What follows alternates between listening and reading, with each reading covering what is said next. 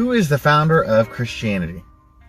This is a question that would always kind of puzzle me. If I ever heard about Christianity starting growing up, as a Christian growing up, I would hear about the beginning of Christianity in the New Testament times with Jesus.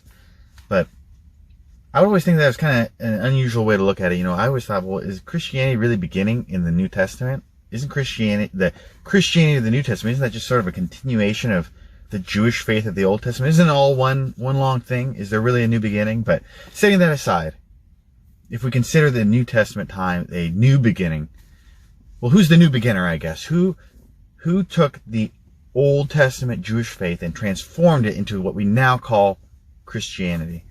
The traditional view of the Christian of course, is Jesus. He is the big difference. He's the change. And after Jesus, everything points back to Jesus. He's the central person in this transition from the Old Testament to the New Testament. But some skeptics would actually argue that Jesus is not the founder of Christianity, but instead the founder is Paul. Now, I think there's a couple interesting things to think about. Well, first of all, if we don't know who Paul is a former Jewish believer who, after the time of Jesus, is not a Christian. He's actually persecuting early Christians, but eventually comes to a faith in Christianity, or so he says. He says he becomes a Christian, and then he begins writing Christian literature, letters. Most of Paul's writings are letters where he's writing to a group of Christians in another city or at a particular church, and he's talking about his thoughts on theology. Now, some people will point out that, Jesus himself never wrote any literature. Jesus never wrote down any of his teachings. Jesus went from town to town and taught his, message to the people who would come and listen, but he never wrote anything down. But Paul actually does. Paul writes an enormous amount. There's a large amount of books in the New Testament that are attributed to Paul. And in these books, Paul goes in depth about his concepts of theology, idea. He will explain what he thinks about Jesus, what he thinks about salvation, how do we get reunified with God, what was Jesus' message?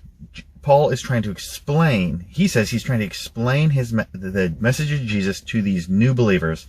And Paul is specifically, he talks to both Jews and Gentiles, people who are non-Jews in the ancient Roman world, when Jesus focused most of his ministry only on Jewish listeners. So Paul has a different reach. He goes very in depth with his theology in some of his letters.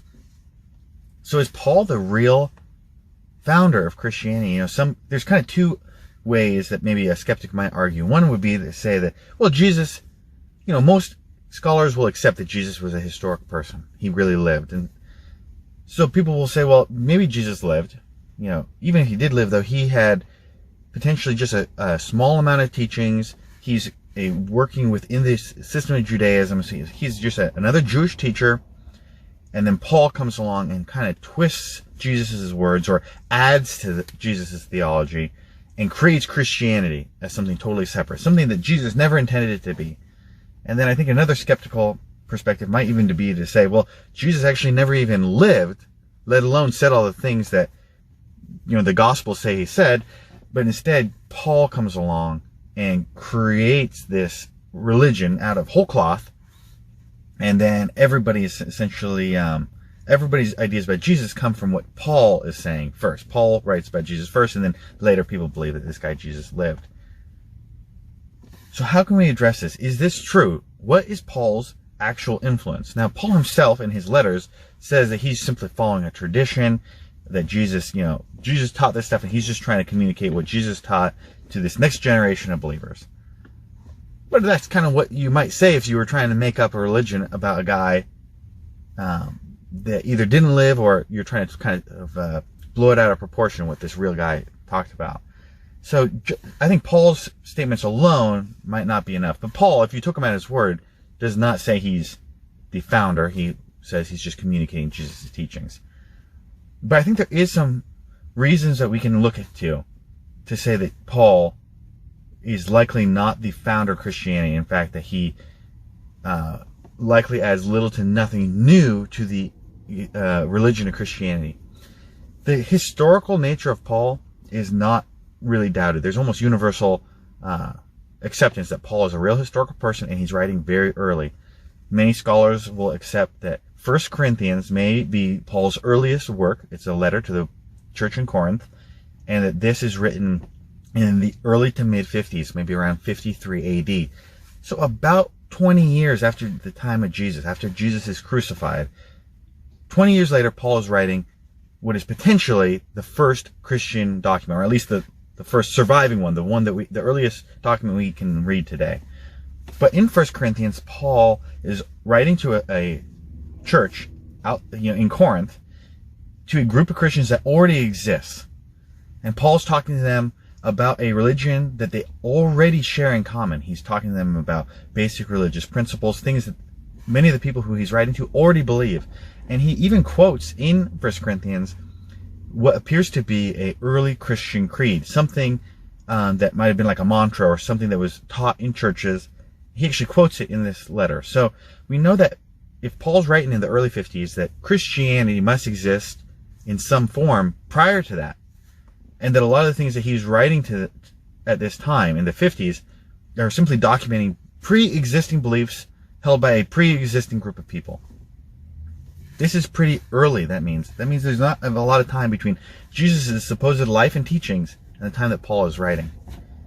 But we also know that Paul is not the first person who goes around teaching about Jesus. He might be the first person who writes, at least that we have some documents for. But there are a number of people who taught before Paul becomes a Christian. Before Paul's a Christian, he's a Jewish leader, and he's actually persecuting, going after Christians because he thinks that they are heretics, that they're teaching a false religion. And during that time in Paul's life, there are Christians walking around, namely the disciples. Jesus' followers, after his life, begin going around teaching. The most prominent of them is Peter. The Apostle Peter becomes a sort of leader of this early fledgling Christian movement, and they go around teaching at various cities and churches, and they're trying to draw people to what they knew from their own life about Jesus. The existence of the apostles is also not really a doubted historical fact. Few people doubt that Jesus lived, but most people will accept that some of his followers, or people who said they were his followers, certainly lived. Well, these people are going around and they're teaching. And then eventually, Paul, who used to be an enemy, decides, hey, actually, I'm going to become a Christian now. And after some skepticism, Paul is essentially welcomed into this Christian community. And now he's going around, and sometimes he's interacting directly with these earlier pre-existing apostles. And there's some skepticism of them. Is he really a Christian? Is he still out to get us? And then eventually everybody is working together to spread the news of Christianity in this early time period. Here's the thing. If Paul was teaching some radically different religion, all these pre-existing Christians who were already walking around, already going around teaching, who had direct interactions with Paul, wouldn't they have known? I mean, they're saying that they knew Jesus, they knew Jesus' teachings. If Paul is going to come in late to the group, in order for Paul to dramatically twist the religion, he would need to convince all the pre-existing people to twist it along with him. That's a lot of people that he needs to convince. Not just the leaders of this Christian movement, but all the Christians that they've now taught during the time period between Jesus and the time Paul becomes a Christian. That's a lot of people. And it's just a little bit unreasonable to think that somebody could come at this late hour now, after the life of Jesus, after the early acts of the apostles, and then come in and dramatically change the religion. It's more reasonable, I think, considering the environment that Paul is writing in, that he comes into a religion that is already pre-existing him, in talks with leaders who are already teaching before him, and simply is doing his best to continue teaching the same thing. And you actually see this in his letters. He will refer to, hey, I'm communicating to you the tradition that was given to me. The things that the apostles told me, I'm now telling you.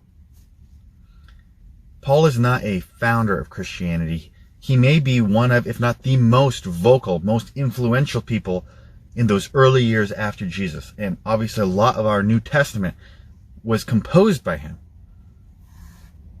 So he is a memorable figure, and he did a great work for God, but he is not the founder of the religion. He is just a continuer.